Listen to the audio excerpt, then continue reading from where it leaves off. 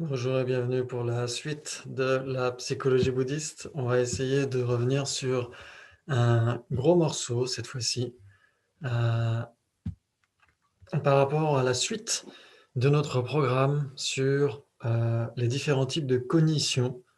Donc on va essayer d'approfondir la perception directe.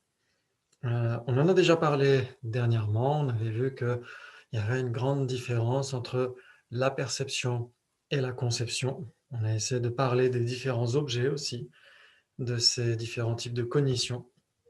Et on va revenir sur la définition de la perception directe donnée par Yonzin Burbuchok. Donc il dit que c'est une cognition libre de conceptualisation et non erronée. Torpa dondeshim pas. Donc c'est la définition qui est donnée dans son Lorik, son traité sur les différents types de conscience et de cognition. Et donc, on va revenir justement par rapport à ce qu'on entend par une cognition.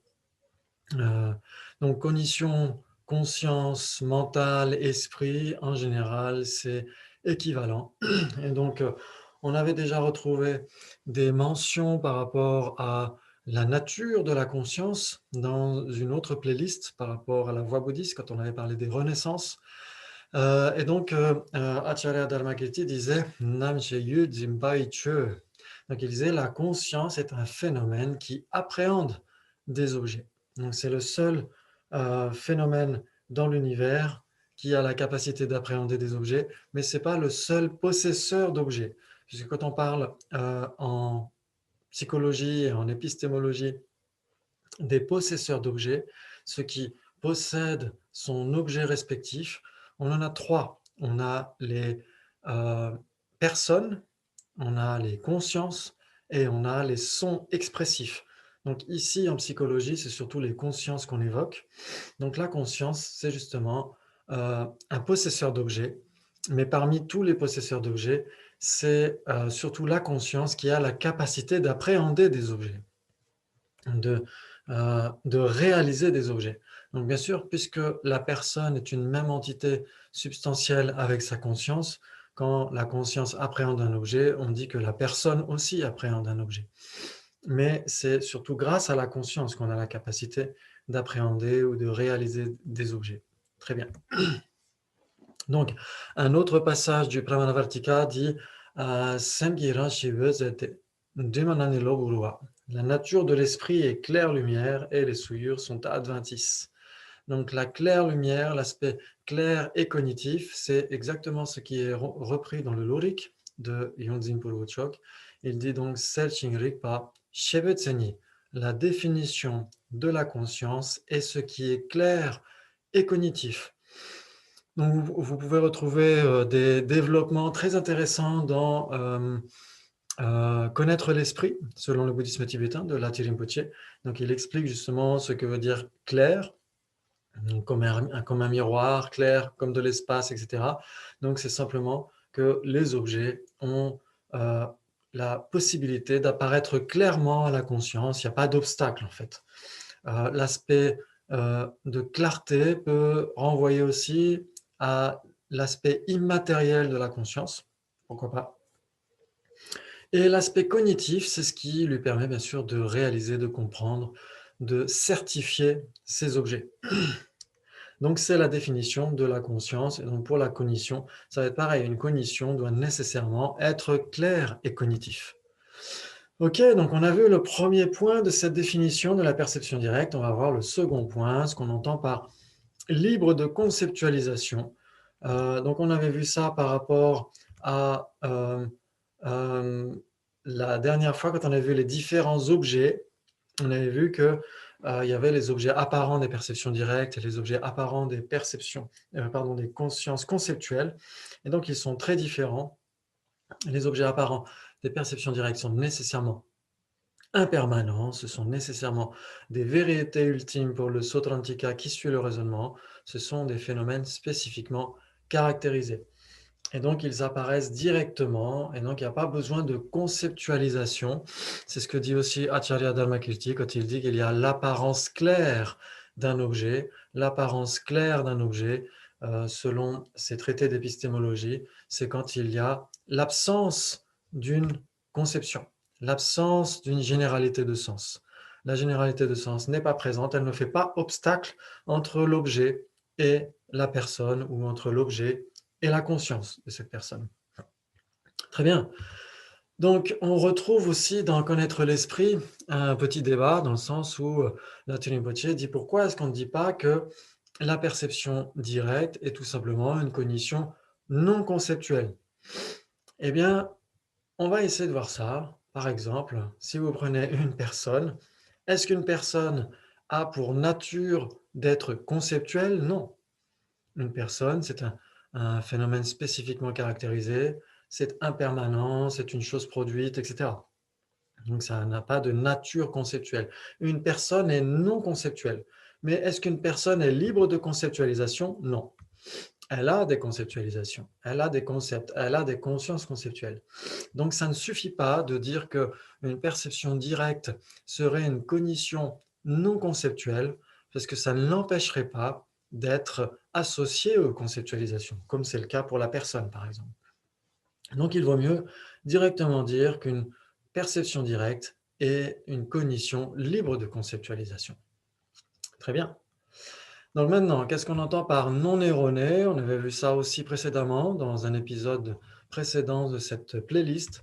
On avait vu que ça ne suffisait pas de dire que la perception directe était une cognition libre de conceptualisation. Pourquoi? Parce qu'on a des consciences sensorielles qui peuvent se tromper. On peut ici, par exemple, percevoir un cours d'eau, par exemple, ou une flaque d'eau, etc., alors qu'en fait, c'est simplement une illusion. Et puis ici aussi, vous pouvez percevoir des escaliers, des statues, etc., mais en fait, c'est juste un trompe-l'œil. Donc, si on adhère à ce qui apparaît à notre conscience, à ce moment-là, on se trompe. Donc, ce serait une cognition fausse. Donc, c'est pourquoi on a besoin de définir la perception directe comme étant une cognition libre de conceptualisation, mais aussi non erronée. Et donc, comment est-ce que fonctionne une perception? C'est un phénomène produit, et donc ce phénomène produit a nécessairement besoin de causes. Et donc, on va voir ici trois conditions principales qui génèrent cette conscience. Donc ici, on a l'objet. L'objet, on l'appelle condition objectale, tout simplement. Euh, c'est simplement pour dire que c'est l'objet lui-même, l'objet qui apparaît à la conscience, à la perception directe, etc. Donc on l'appelle condition objectale, alambana pratyaya en sanskrit. Et donc c'est surtout ça qui va nous intéresser, mais il y a aussi la condition souveraine ou la condition souveraine non commune, c'est la faculté correspondante. Par exemple, ici, ce qui est pris comme illustration, c'est une conscience visuelle, une perception visuelle. Donc, la faculté souveraine non commune, c'est une faculté visuelle. Donc, on aurait tendance à dire que ce sont les yeux, mais c'est plutôt une forme claire, une forme subtile qui se trouve dans les yeux, dans l'organe visuel. Mais on pourrait aussi, bien sûr, associer dans la condition souveraine non commune le nerf optique, le cerveau, etc. Pourquoi pas? On peut rajouter ça, puisque c'est important d'avoir comment dire, l'instrument au complet par rapport à la perception visuelle. Mais généralement, dans les textes, on retrouve cette forme claire qui se trouve dans l'œil, qui est, elle, principalement, la condition souveraine non commune. Donc, condition souveraine, c'est ce qu'on traduit pour adipati pratyaya ou dakyen en tibétain, mais parfois, condition habilitante, c'est peut-être plus facile à comprendre. Ça a le même sens, ça veut dire que la faculté correspondante, c'est ce qui permet de faire rencontrer l'objet et la conscience. Et donc ici, on ne va pas trop s'attarder sur l'aspect non commun, mais ça pourrait être utilisé en débat, dans le sens où une faculté euh, visuelle ou une faculté tactile, etc., pourrait, dans certains cas, être des conditions souveraines communes. Mais on ne va pas trop en parler aujourd'hui. Et on a besoin d'une condition antécédente. Donc ça, c'est l'instant de conscience immédiatement antérieur. Pourquoi? Parce qu'une perception, c'est un événement mental. C'est un événement de conscience. Et donc cet événement de conscience, il est bien sûr produit par des causes et des conditions, comme on l'a vu, conditions objectales, conditions souveraines non communes et conditions antécédentes.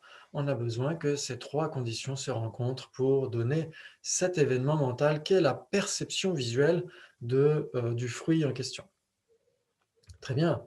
Donc en fait, quand on parle de la condition antécédente et des conditions objectales et souveraines, c'est la condition antécédente qui est la cause substantielle. Donc si vous vous souvenez, quand on avait vu dans la playlist d'à côté sur la philosophie bouddhiste, on a examiné les causes, les différents types de causes, et donc on avait repris l'exemple d'une pousse de blé.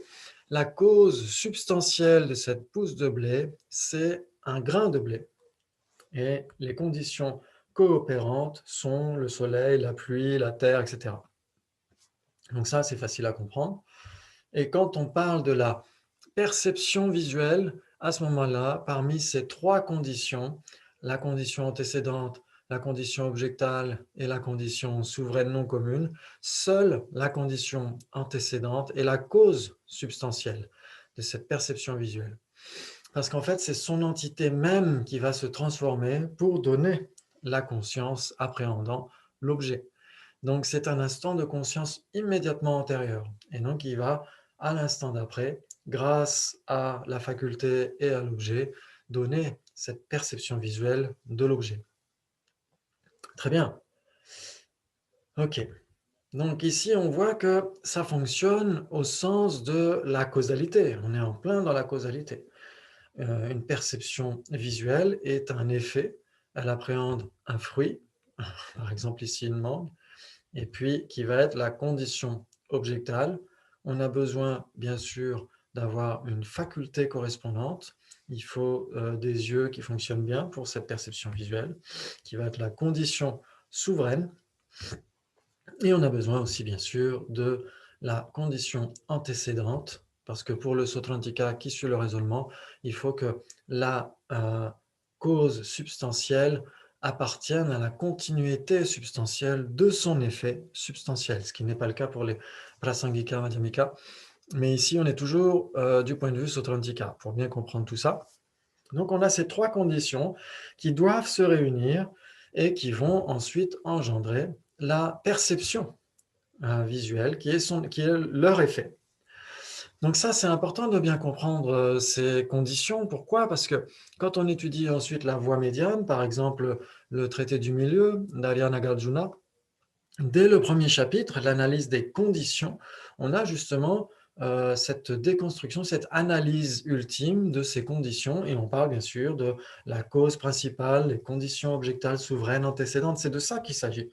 Donc c'est pour ça qu'il est important de comprendre de quoi on parle quand on parle des différents types de conditions qui sont examinées dans les écoles supérieures, telles que celle de Nagarjuna par exemple. Ok, donc ça c'est un petit aparté. Donc là, on a trois conditions qui engendrent un effet. Là, jusqu'à maintenant, tout va bien, mais on va voir que ça ne va pas être si facile que ça. Si on analyse, si on se rapproche, on verra que ce n'est pas si facile. Donc là, ce flux un petit peu qui ondule, c'est une représentation de la conscience. On ne peut pas la représenter parce qu'elle est immatérielle, mais gardez à l'esprit que ce flux ici, ça représente une conscience. Et ici, dans notre exemple, c'est une conscience visuelle. Très bien.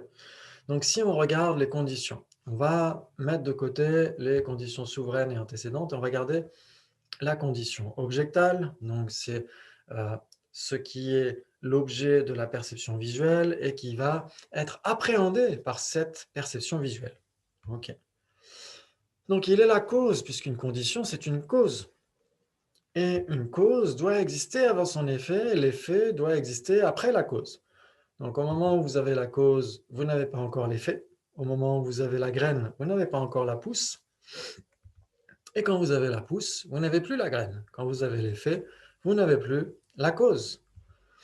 Et donc imaginez que vous regardiez le soleil, par exemple, avec de bonnes lunettes de soleil pour protéger vos yeux. Vous allez regarder le soleil et ensuite, vous allez avoir la perception visuelle du soleil. Mais quand vous regardez le soleil, vous le regardez tel qu'il était il y a 8 minutes, un petit peu plus de 8 minutes. Donc finalement, l'effet vient bien après la cause. On peut dire que de ce point de vue-là, le soleil qu'on est censé regarder est une cause indirecte de notre perception visuelle. Donc là, on voit qu'il y a un intervalle entre la cause et l'effet qui est un petit peu plus grand. Et c'est d'autant plus le cas si on regarde des étoiles, par exemple d'autres étoiles que le Soleil. Certaines étoiles sont mortes depuis très longtemps et on continue de les voir. Donc ça veut dire qu'on voit quelque chose qui existait par le passé, mais qui n'existe plus au moment où on a la perception. Et donc, qu'est-ce qu'on perçoit? Qu'est-ce qu'on perçoit s'il y a cet intervalle entre la cause et l'effet? Quand la cause existe, l'effet n'existe pas encore. Quand l'effet existe, la cause n'existe plus. Donc, qu'est-ce qu'on perçoit? Que perçoit notre conscience visuelle? Est-ce qu'elle perçoit un non-existant? Comment est-ce que ce serait possible? Donc, on va essayer de se rapprocher de tout ça. Vous vous souvenez, dans un épisode précédent, on avait essayé de distinguer la conception et la perception. On avait vu que la conception, c'est comme voir quelque chose au travers d'un miroir, parce qu'il y a comme un reflet conceptuel dans notre conscience qui permet d'appréhender un objet euh, reflété par notre conscience, alors que la perception, c'est comme percevoir le monde à travers une vitre. Donc ça, c'est ce qu'on avait vu précédemment. Pourquoi est-ce qu'il y a cette vitre? Parce que ce n'est pas non plus totalement direct. Ce n'est pas comme si notre conscience touchait directement les objets. Il y a malgré tout un certain intermédiaire entre les objets et notre conscience, notre perception directe. C'est pourquoi il y avait cet exemple de la vitre. Et donc, cette vitre représente l'aspect. L'aspect, c'est très important pour les Sutrantika qui suivent le raisonnement. Akara en sanskrit ou Nampa en tibétain. Donc il y a plusieurs sens d'aspect. C'est ce que rappelle Geshe Dreyfus dans Les deux vérités selon les quatre écoles. Il y a beaucoup de sens différents du terme aspect. Ça peut renvoyer simplement à un objet, tout simplement. Mais ici, ça a un sens très particulier. C'est l'empreinte que laisse l'objet dans la conscience. Donc on va essayer de voir comment est-ce que ça fonctionne. On va essayer de voir que cet intervalle qu'il y a entre la cause et l'effet, en fait, cette impossibilité de la simultanéité, ça va être un gros problème auquel il va falloir essayer de trouver une solution. Donc, on va zoomer, on va essayer de voir qu'il y a un intervalle, il y a comme une rupture, en fait, dans le sens où, à l'instant T, vous avez la cause, qui est l'objet lui-même, et à l'instant d'après, vous avez l'effet, qui est la perception de cet objet. Et donc, il faut essayer de trouver une solution pour trouver une passerelle, pour essayer de voir comment est-ce qu'on a la capacité de dire qu'on perçoit un existant, alors que la cause de notre perception visuelle n'existe déjà plus à l'instant d'après, au moment de son effet, au moment de la perception visuelle. Donc, on va essayer comment dire, de faire un pont, de faire une passerelle entre la cause et l'effet. Et donc, on va trouver de l'aide grâce à Acharya Dharmotara, très grand maître indien de la tradition de Nalanda, qui dit ce qui est atteint par la perception directe est aussi le continuum lui-même, car un instant infinitésimal ne peut être atteint. C'est magnifique. Munsungi toparjawa yang gyunni yinte kechigmani toparmini bechiro. Donc ça, c'est magnifique. Ça veut dire que on va essayer de voir pourquoi est-ce qu'un instant infinitésimal ne peut pas être atteint par notre perception directe. Donc bien sûr, il y a cet intervalle infranchissable entre le moment de la cause et le moment de l'effet, puisque pour les Sautrantika et pour toutes les autres écoles bouddhistes, autres que le Vaibhashika, il est impossible d'avoir une cause et son effet en même temps. Ça, c'est impossible. On a, du point de vue des Vaibhashika, on a la cause active, la cause simultanée, etc. Donc, on peut trouver des causes qui sont simultanée à leurs effets, mais pour les autres écoles bouddhistes, c'est impossible. On a d'abord la cause et ensuite l'effet. Donc, si on parle d'instants infinitésimaux, on a nécessairement l'instant précédent qui représente l'objet et l'instant d'après qui est la perception de cet objet. Et donc, de ce point de vue-là, bien sûr, on ne peut pas les avoir simultanément et donc un instant infinitésimal ne peut pas être atteint de ce point de vue-là. Mais il y a une autre raison. Une autre raison, si par exemple vous prenez un livre et que vous tournez les pages très rapidement, comme ça, si vous vous demandez combien de pages j'ai vu, il est difficile de le dire. Il est difficile de le dire parce que ça va trop vite. En fait, il faut 100 millisecondes au moins pour que notre cerveau ait le temps d'enregistrer ce qui apparaît à nos sens. Donc, ça va trop vite. Et donc, de ce point de vue-là, c'est une cognition inattentive. On va les examiner dans d'autres épisodes, mais c'est une cognition inattentive. Ça veut dire que notre esprit n'a pas la capacité de certifier ce qui lui apparaît. Ça va trop vite. Donc, un instant infinitésimal, ça va bien plus vite que ces pages qui tournent très rapidement. Et donc, c'est pourquoi on ne peut pas atteindre cet objet. Ça va trop vite. L'impermanence subtile, c'est ça en fait, c'est le changement instantané d'instant en instant, d'instant infinitésimal à instant infinitésimal. Et donc c'est pourquoi cette impermanence subtile apparaît à nos consciences sensorielles, mais elle n'est pas certifiée par nos consciences sensorielles. C'est ça qu'on appelle une cognition inattentive. Ok, donc Acharya Dharmottara trouve la solution, il dit c'est aussi le continuum, ce n'est pas que les instants discrets de cet objet qui sont appréhendés, mais le continuum lui-même. Le continuum lui-même. Pour d'autres écoles, le continuum, c'est un phénomène imputé. C'est un phénomène général et donc c'est un phénomène imputé. Mais pour Acharya Dharmottara, ce n'est pas un phénomène imputé, c'est un phénomène substantiel. Même le continuum est un phénomène spécifiquement caractérisé, engendre un aspect à la conscience et la conscience peut appréhender ce continuum. Un continuum de conscience peut appréhender un continuum de l'objet. C'est pour ça ici, vous voyez que les deux se chevauchent en fait, les deux sont coexistants. Très bien, un petit peu comme le feu et sa fumée. Bien sûr que si on prend le feu en tant qu'instant infinitésimal, c'est la cause d'un instant infinitésimal de fumée, et donc il précède cet instant infinitésimal. Donc au moment où l'instant de fumée existe, l'instant de feu qu'il a produit n'existe plus. Mais il y a des instants successifs de feu et des instants successifs de fumée, et ces instants successifs peuvent coexister, comme ici sur l'image. Donc, de ce point de vue-là, ça fonctionne. Très bien, donc en reprenant ce qu'on vient de voir, on a l'instant infinitésimal de l'objet, l'instant infinitésimal de conscience. Les deux ne peuvent pas coexister, c'est impossible. On a d'abord la cause, ensuite on a l'effet. Quand l'effet est là, la cause n'est plus là. Quand la cause est là, l'effet n'est pas encore là. Très bien. Donc c'est pourquoi ici la conscience de l'objet survient après l'objet qui est sa cause, si on les prend en tant qu'instants infinitésimaux. Et donc ils ne peuvent pas coexister.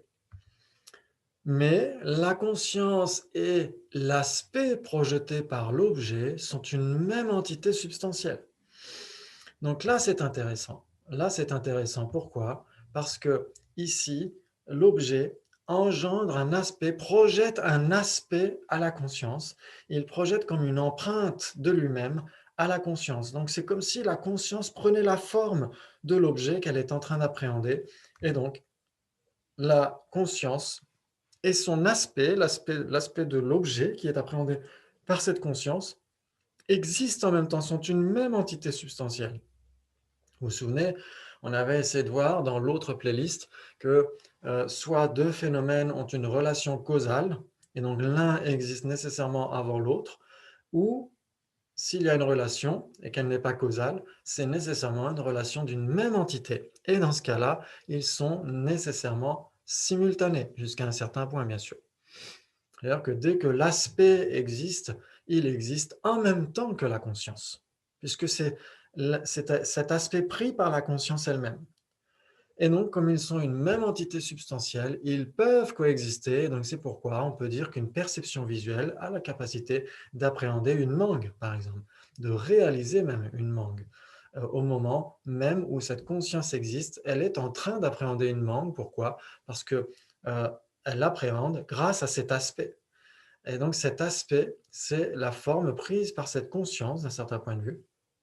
Et donc, on peut dire que la conscience appréhende un existant. Alors que s'il n'y avait pas l'aspect et qu'on parlait uniquement de l'objet comme étant la cause, à ce moment-là, on aurait beaucoup de difficultés pour dire qu'une conscience peut appréhender un existant, puisqu'au moment de cette conscience, la cause n'existe déjà plus. Et donc, c'est grâce à l'aspect qu'on peut franchir cet intervalle qu'il y a entre la cause et son effet, cet intervalle temporel. Grâce à l'aspect, on peut dire que la conscience appréhende en temps réel son objet, puisque c'est au travers de cet aspect. Génial, donc on verra par la suite les divisions des perceptions directes. Essayez de garder à l'esprit cette notion d'aspect, puisque c'est ce qui nous permet de comprendre la différence entre une réalisation explicite et une réalisation implicite. La réalisation explicite, c'est quand l'aspect se manifeste à la conscience, mais la magie de l'esprit, c'est qu'il peut réaliser des phénomènes qui ne lui apparaissent pas.